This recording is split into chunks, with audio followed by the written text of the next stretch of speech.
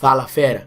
Que bom ter você comigo aqui mais uma vez, onde nesse bloco 3 nós vamos continuar nossa revisão sobre ondulatória e agora nós vamos revisar a parte de fenômenos ondulatórios. Vamos lá? Questão R11. A exploração de petróleo onshore em terra firme ocupa várias áreas antes destinadas à agricultura e pecuária. Para determinação da presença e profundidade de reservas de hidrocarbonetos, são empregadas diversas técnicas, entre elas o método sísmico de reflexão, pois apresenta o menor custo. O levantamento sísmico inicia-se com a geração de ondas elásticas através de fontes artificiais que são refletidas e refratadas nas interfaces que separam rochas de diferentes constituições petrofísicas e retornam à superfície, onde são captadas por sofisticados equipamentos de registro. As fontes de energia sísmicas mais utilizadas são a dinamite e o vibrador em terra. Supondo que este último vibre a uma frequência de 20 Hz, e que os receptores registrem o retorno dessas vibrações que se propagam com um comprimento de onda de 50 metros, 5 segundos após a emissão, podemos afirmar que esse possível reservatório está a uma profundidade de... Olha só, fera, a primeira coisa que eu quero destacar para vocês aqui nessa questão é que ela trata sobre o fenômeno da reflexão. O que é que acontece na reflexão? Uma onda ela é emitida, ela encontra uma superfície ou um anteparo e retorna ao mesmo meio de incidência. Então, na reflexão, a onda incidente e a onda refletida, elas estão no mesmo meio. Tranquilo? Na reflexão, tanto a velocidade, o comprimento de onda e a frequência permanecem inalterados. Então, a velocidade da onda incidente tem a mesma intensidade da velocidade da onda refletida.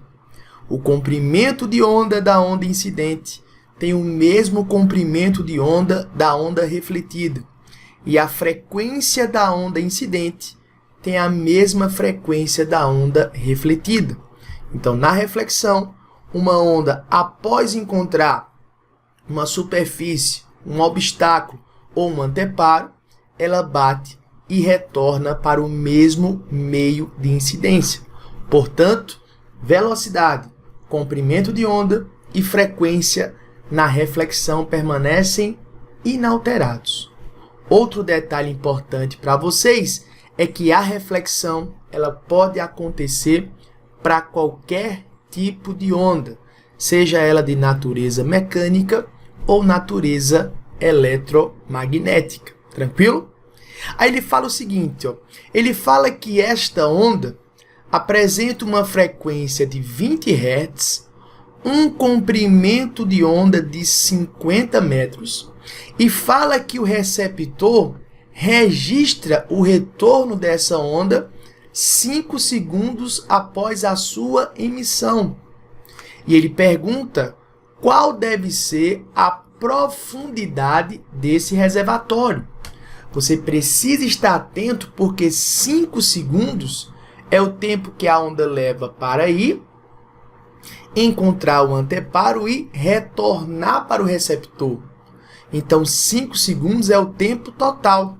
É o tempo de ida mais o tempo de volta. Se eu quero saber a profundidade desse reservatório, eu pego apenas o tempo de ida ou apenas o tempo da volta. Porque se você pegar o tempo total, você vai estar calculando a distância percorrida pela onda. Tanto a distância da ida, mais a distância da volta. E para calcular a profundidade, eu só preciso da distância da ida ou da distância da volta. Tranquilo? Então, esse tempo aqui de 5 segundos seria o tempo total. Para calcular a profundidade desse reservatório, eu vou pegar a metade desse tempo, tranquilo? Que seria o tempo da ida ou simplesmente o tempo da volta, tranquilo? E aí, fera, aqui é o seguinte, ó, se eu tenho um comprimento de onda e eu tenho uma frequência, eu posso calcular a velocidade de propagação dessa onda, V igual a lambda F, onde o nosso comprimento de onda seria 50 metros e a nossa frequência seria uma frequência de 20 Hz, tranquilo? Então, a nossa velocidade aqui seria uma velocidade de 50 vezes 20 metros por segundo. Que se você quiser fazer esse produto, não tem nenhum problema, né? Seria aí 1000 metros por segundo, tranquilo? Mas se eu quero calcular a profundidade desse reservatório, vamos lembrar que velocidade também seria ΔS sobre ΔT. Lembrando que para calcular essa profundidade, eu vou pegar apenas o tempo de ida ou o tempo de volta. Então, essa profundidade, que eu estou chamando de ΔS, uma variação de espaço, seria velocidade vezes o tempo, tranquilo? Então, esse meu ΔS, essa minha profundidade seria 50 vezes 20 vezes 2,5, que seria aí o nosso tempo, tranquilo? E aí, se você pega aqui esse produto 20 vezes 2,5, isso aqui me dá 50. E se você faz o produto 50 vezes 50, nós teríamos que a profundidade desse reservatório seria uma profundidade de 2.500 metros. Sendo assim, a alternativa correta para essa questão seria a alternativa D, de detonando na sua prova do Enem. Fique atento que se você tivesse utilizado o tempo total, que seria 5 segundos, o que você estaria calculando seria a distância da ida mais a distância da volta, o que me daria 5.000 metros e teria resposta na letra E. Mas cuidado, para calcular essa profundidade, eu só preciso do tempo da ida ou do tempo da volta nessa reflexão, tranquilo? Então, alternativa correta, letra D, de detonando na sua prova do Enem. Vamos lá então para a nossa próxima questão. Vem comigo. O som dos carros está cada vez mais potente. É comum ouvirmos o som do carro antes mesmo de conseguirmos observá-lo.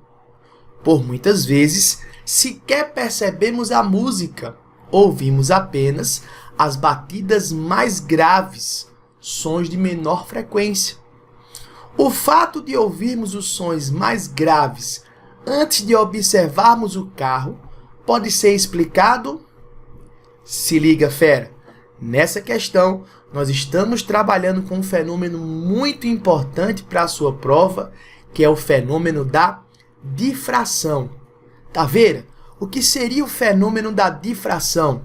Fera, a difração é a capacidade que uma onda apresenta em contornar obstáculos. Essa capacidade que está relacionada à capacidade da onda de contornar obstáculos, nós chamamos de difração. E a difração é um fenômeno ondulatório que também acontece para qualquer tipo de onda, seja essa onda de natureza mecânica ou natureza eletromagnética. Mas eu quero chamar a atenção de vocês aqui para a difração, porque para você conseguir observar o fenômeno da difração, uma condição é necessária. Para que a difração ela seja observada, o comprimento de onda da onda que está contornando o obstáculo deve ter a mesma ordem de grandeza, deve apresentar as mesmas dimensões, do comprimento do obstáculo, do comprimento da fenda. Então, para que a difração seja observada, a intensidade do comprimento de onda da onda observada deve apresentar as mesmas dimensões da intensidade do comprimento do obstáculo ou da fenda que ela vai contornar, beleza? E aí eu chamo a atenção de vocês para as duas principais ondas que nós estudamos aqui na parte de ondulatória, que é a luz e o som. A luz é tão importante que nós temos a óptica para estudar apenas a luz. O som é tão importante que nós temos a acústica para estudar apenas o som. Então não tenha dúvida que a luz e o som são os dois principais exemplos de ondas que nós temos aqui na ondulatória. E aí a difração acontece para a luz e a difração acontece para o som? Sim, a difração acontece para a luz e a difração acontece para o som.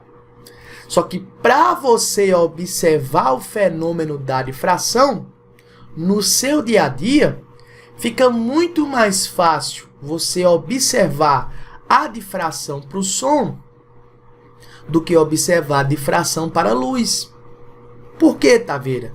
Porque o comprimento de onda das ondas sonoras são bem maiores do que os comprimentos de onda para a luz. O comprimento de onda para o som, né, varia aí desde 2 centímetros a 20 metros.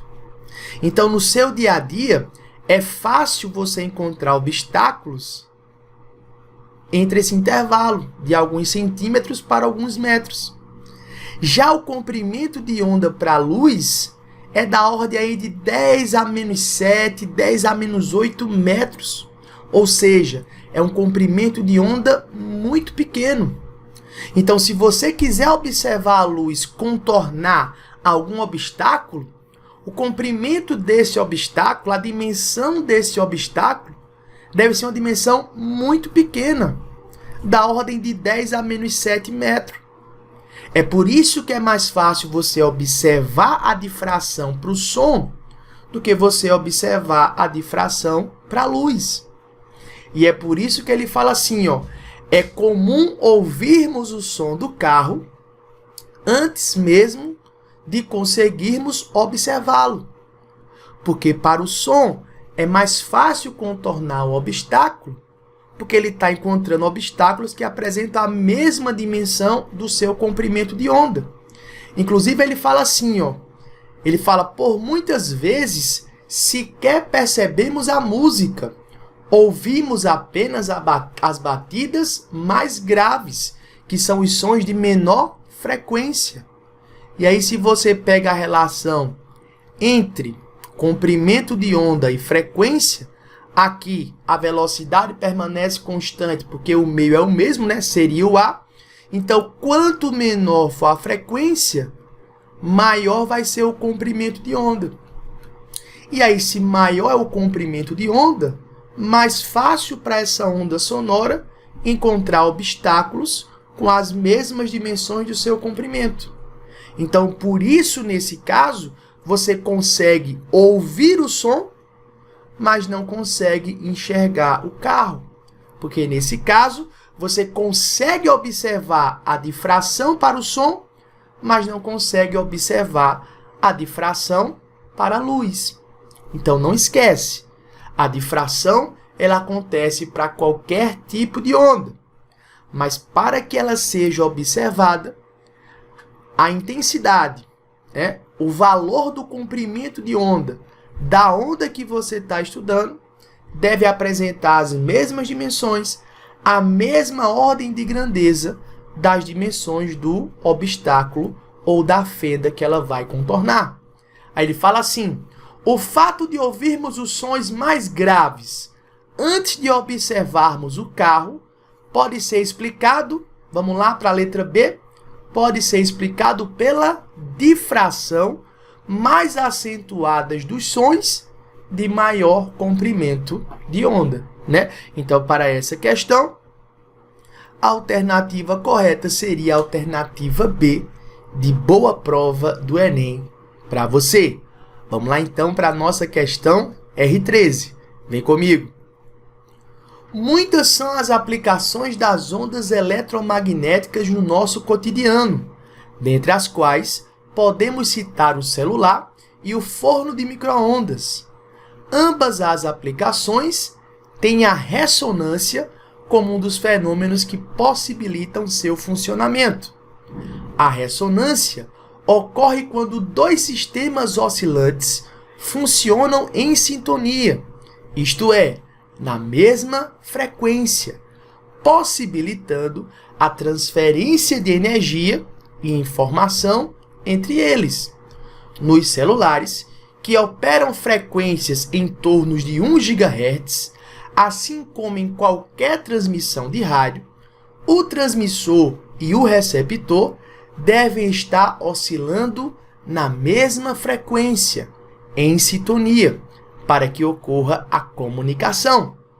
Os fornos de micro-ondas operam na frequência de 2,45 GHz, que é a frequência de oscilação da molécula de água.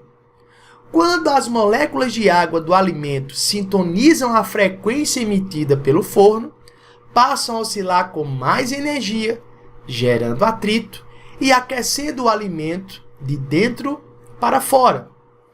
Há pouco tempo, surgiram na internet alguns vídeos onde estourava-se milho de pipoca com radiação de celulares. Muita especulação surgiu acerca da veracidade do experimento. Entretanto, com base no texto acima, você pode argumentar com grande chance de sucesso que...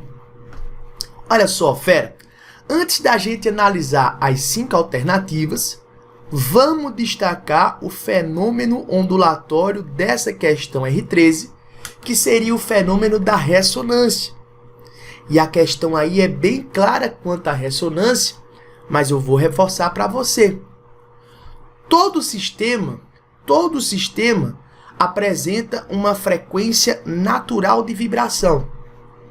E aí, quando nós temos uma onda que apresenta a mesma frequência da frequência natural de vibração desse sistema, o que vai acontecer entre a onda e o sistema é uma transferência de energia. Então, quando nós temos uma onda que apresenta uma frequência de mesma intensidade da frequência natural de vibração de um sistema, entre essa onda e esse sistema vai acontecer uma transferência de energia. E essa transferência de energia faz com que a vibração das partículas desse sistema aumente, ou seja, a sua amplitude aumenta, o que pode acarretar, inclusive, num colapso desse sistema, que é exatamente o que acontece naquele famoso experimento do cantor de ópera e a taça. Quando o cantor de ópera atinge a mesma frequência da frequência natural de vibração da taça, as partículas da taça passam a vibrar com maior amplitude, o que pode causar ruptura, O que pode causar o colapso da taça e ela pode vir a quebrar. Esse é o fenômeno da ressonância. E ele é bem claro no texto quando ele fala isso para você. A ressonância ocorre quando dois sistemas funcionam em sintonia, ou seja, mesma frequência, possibilitando a transferência de energia e informação entre eles. Mas preste atenção, ele fala que os celulares operam em torno de uma frequência de 1 GHz, beleza? E ele fala que o forno de micro-ondas opera em torno de uma frequência de 2,45 GHz, que seria a frequência de oscilação da molécula de água. Seria possível, por ressonância, estourar o milho de pipoca com a radiação de celulares? É óbvio que não.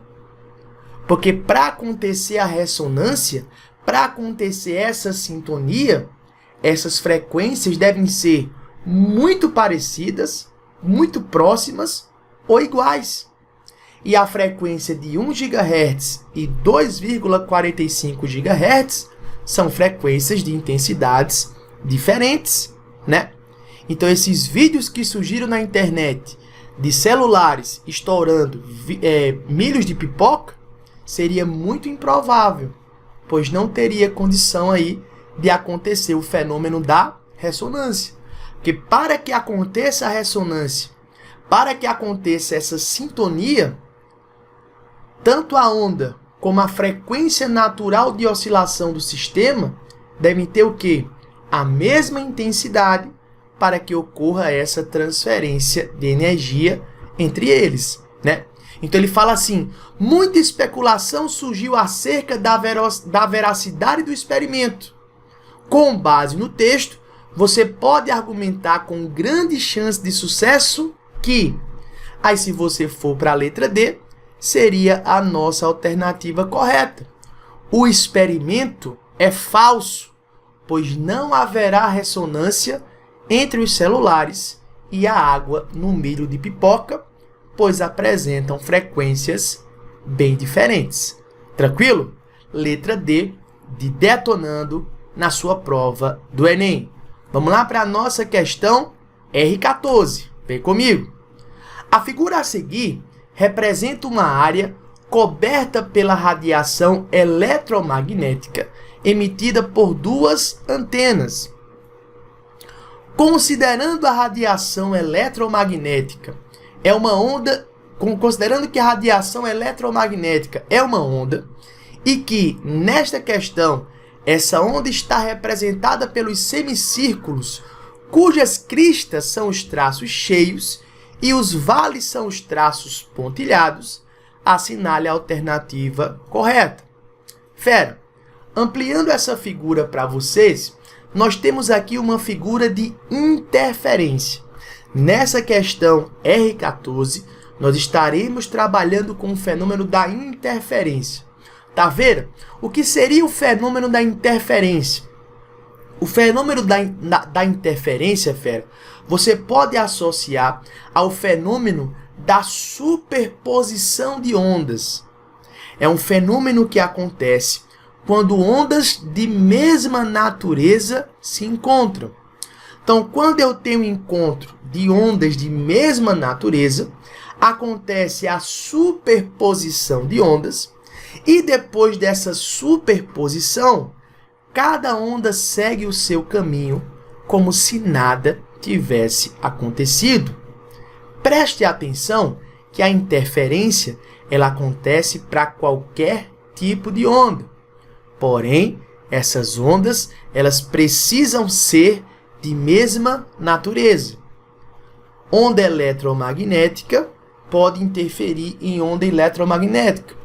Pode ter a superposição entre ondas eletromagnéticas e pode acontecer a superposição entre ondas mecânicas, contanto que elas sejam de mesma natureza. É fácil você observar, por exemplo, o fenômeno da interferência em cordas, por exemplo. Fica mais fácil de você conseguir visualizar esse fenômeno, né? E aí, tá vendo? Quando acontece a superposição de ondas, essa interferência ela pode acontecer de duas formas. A interferência pode ser uma interferência construtiva, e a interferência é dita construtiva quando essas ondas encontram-se em fase, ou seja, crista encontrando com crista, ou vale encontrando com vale. E a interferência pode ser uma interferência destrutiva, quando nós temos o encontro de uma crista com um vale. Então, essa superposição, essa interferência, ela pode ser construtiva. Quando eu tenho um encontro de crista com crista ou vale com vale, essas ondas se somam, formando uma única onda com amplitude resultante maior, que seria a soma de suas amplitudes. Mas lembre-se, depois dessa superposição, cada onda segue o seu caminho como se nada tivesse acontecido. Ou essa interferência pode ser uma interferência destrutiva, quando nós temos um encontro de uma crista com um vale. Quando acontece essa superposição, nós temos a formação de uma nova onda com amplitude resultante menor, dada pela diferença entre as suas amplitudes. Inclusive, se essas ondas forem iguais, a amplitude resultante seria zero, o que seria a interferência destrutiva total. É o que acontece, por exemplo, nas ondas estacionárias, que nós vamos ver para as cordas vibrantes, beleza? Mas depois dessa superposição, cada onda segue o seu caminho, como se nada tivesse acontecido. Então, interferência construtiva, encontro de crista com crista ou vale com vale. Interferência destrutiva seria o encontro aí de uma crista com vale. E como eu falei para vocês, nós temos aí na sua tela uma figura de interferência, onde essa questão fala que as linhas cheias representam as cristas e as linhas pontilhadas representam os vales. Então, eu quero analisar com vocês aonde nós temos interferências construtivas e interferências destrutivas nessa figura de interferência. Usarei a letra C para interferência construtiva, usarei a letra D para interferência destrutiva. Tranquilo? Então, você percebe que nessa posição 1, eu tenho essa linha cheia azul e essa linha cheia rosa. Ora, crista com crista, nessa posição 1, eu teria uma interferência construtiva. Tranquilo? Nessa posição 2, eu tenho a linha pontilhada azul e a linha pontilhada rosa. Ora, é o encontro de vale com vale. Então, a interferência seria uma interferência construtiva. Já na posição 3, eu tenho o encontro de uma pontilhada com uma linha cheia. Seria um encontro de uma crista com vale. Encontro de crista com vale seria uma interferência destrutiva.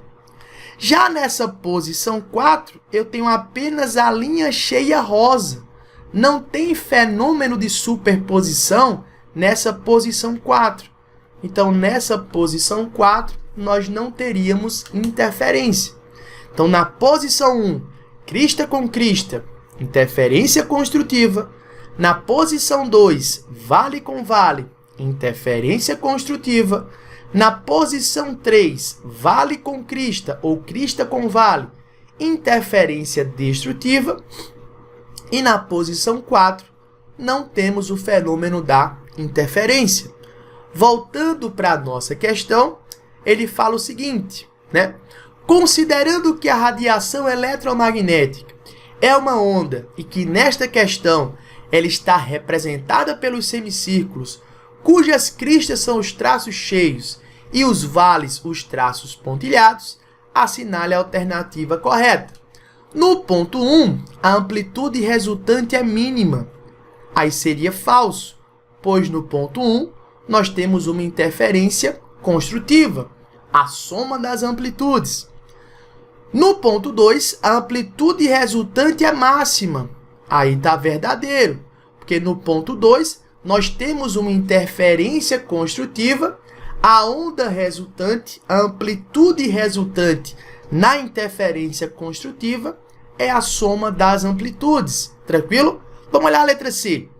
No ponto 3, a amplitude resultante é a metade do que há do ponto 1.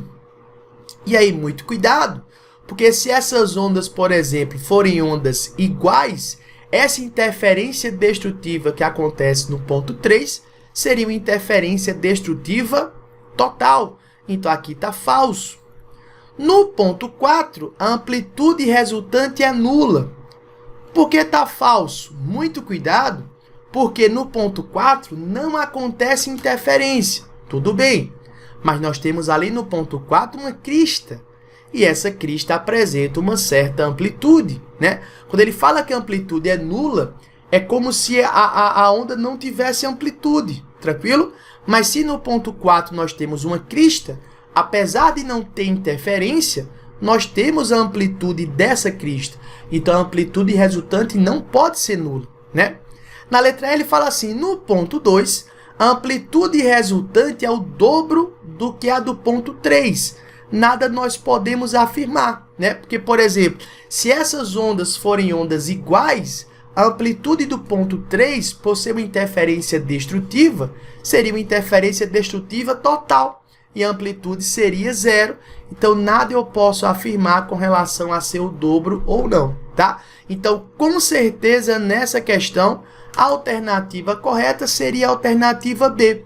No ponto 2, a amplitude resultante é máxima? Sim, porque no ponto 2, nós temos uma interferência construtiva e a amplitude resultante é a soma das amplitudes na interferência construtiva, sendo assim letra B de boa prova do Enem para você. Vamos lá para a nossa questão R15. Olha só. Considere um lago onde a velocidade de propagação das ondas na superfície não dependa do comprimento de onda, mas apenas da profundidade. Essa relação pode ser dada por V igual a raiz quadrada da gravidade vezes D, de G vezes D, onde G é a aceleração da gravidade e D é a profundidade. Você está vendo que o produto GD está elevado ao expoente 1 sobre 2, que seria a raiz quadrada, né? Então, nós podemos escrever isso aqui, ó, essa expressão como sendo V igual a raiz quadrada de G vezes D, onde G é a aceleração da gravidade e D é a profundidade. Duas regiões desse lago têm diferentes profundidades, como ilustrado na figura a seguir. O fundo do lago é formado por extensas plataformas planas em 2 níveis. Um degrau separa uma região com 2,5 metros de profundidade de outra com 10 metros de profundidade. Uma onda plana com comprimento de onda lambda forma-se na superfície da região rasa do lago e propaga-se para a direita, passando pelo desnível. Considerando que a onda em ambas as regiões possui mesma frequência, pode-se dizer que o comprimento de onda na região mais profunda é. Fera, nessa questão eu quero destacar para vocês o fenômeno da refração. Perceba que a onda está passando de uma região mais rasa para uma região mais funda, mais profunda. Isso caracteriza uma mudança de meio, que é a principal característica da refração. Tá vendo? Quando acontece o fenômeno da refração, a refração é caracterizada pela mudança de meio. Quando uma onda passa de um meio para outro meio, isso caracteriza uma refração. E quando a onda sofre uma refração, ou seja, quando a onda passa de um meio para outro, ela sofre uma alteração na sua velocidade. Ao mudar de meio, a velocidade da onda muda. O seu comprimento de onda muda. Porém, na refração, a frequência da onda permanece inalterada. Pois lembra o que eu falei para vocês lá no bloco 2? A frequência depende da fonte. A velocidade depende do meio. Então, se a onda muda de meio, ela muda a sua velocidade. Mas a frequência permanece constante. Se a frequência permanece constante, mas a onda muda a sua velocidade, ela também vai mudar o seu comprimento de onda. Então, nessa questão, eu quero destacar para vocês o fenômeno da refração, que está diretamente relacionado à mudança de meio. A velocidade da onda muda quando ela muda de meio, o seu comprimento de onda muda quando ela muda de meio, porém, a sua frequência permanece inalterada. Tranquilo? Tanto que ele fala aqui na questão, ó, considerando que a onda em ambas as regiões possui mesma frequência, e teria que ter a mesma frequência, porque na refração, ao mudar de meio, a frequência permanece inalterada. Ele quer que você determine o comprimento de onda na região mais profunda em função do comprimento de onda lambda da região mais rasa. Então eu vou escrever o seguinte, ó. Eu vou escrever que na refração, a frequência na região mais rasa tem a mesma intensidade da frequência na região mais profunda. Vamos lembrar que frequência é dado pela relação da velocidade sobre o comprimento de onda.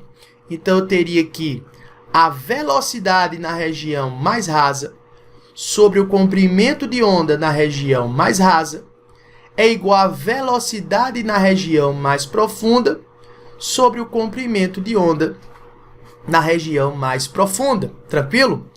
A velocidade na região mais rasa é dada pela raiz quadrada da gravidade vezes a profundidade na região mais rasa sobre o comprimento de onda na região mais rasa, que seria lambda. A velocidade na região mais profunda seria a raiz quadrada da gravidade vezes a profundidade na região mais profunda sobre o comprimento de onda na região mais profunda. Tranquilo? Substituindo, nós ficamos com raiz quadrada de G, e a região mais rasa possui aí uma profundidade de 2,5 metros sobre lambda, igual a raiz quadrada de G. A região mais profunda possui uma profundidade de 10 metros sobre lambda P, que é a nossa pergunta. Tranquilo?